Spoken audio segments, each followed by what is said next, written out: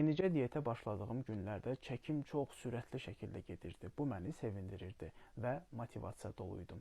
Sonra bir müddət sonra çəkim dayandı.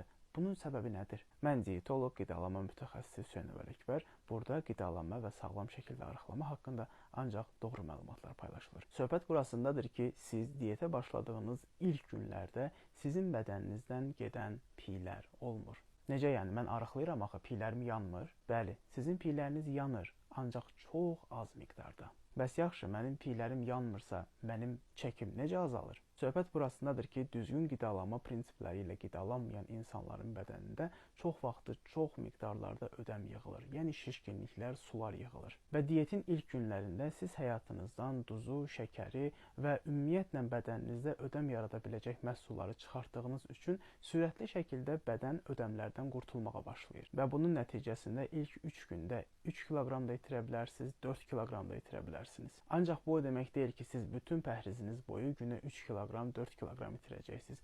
Bir müddət sonra bədəninizdəki artıq ödəmlər bitdikdən sonra və yaxud da ki, bədən onlardan qurtulmaq istəmədiyi halda sizin yağlarınız başlayacaq yanmağa. Çünki bədənə enerji lazımdır. Və bu nöqtə çoxlarının diyetlərini yarıda qoyduqları nöqtədir. Çünki insanlar səbirsiz olduqları üçün, daha tez nəticə əldə etmək istədikləri üçün burada qırılırlar. 1 kiloqram insan piyinin tərkibində 8000-9000 kalori vardır. Təsəvvürünüzə gətirin, sizin 1 kiloqram yağdan qurtulmağınız üçün 9000 kalori yandırmağınıza ehtiyac var. Və bunu 10 günə, 5 günə, 6 günə etməyi düşünmək doğrudan da gülməlidir. Təxmini 1 kiloqram yağ itirməyiniz üçün doğrudan da güclü fiziki aktivliyiniz varsa, təxmini 15-20 günə ehtiyacınız var. Diyetin ilk günlərində təqribi çəki itkisi belə baş verir. 70% sudan itirirsiniz, 25% əzələdən itirirsiniz və ancaq 5% yağlardan itirirsiniz. Və bu bir neçə gün belə davam etməsinə baxmayaraq artıq ayın sonuna doğru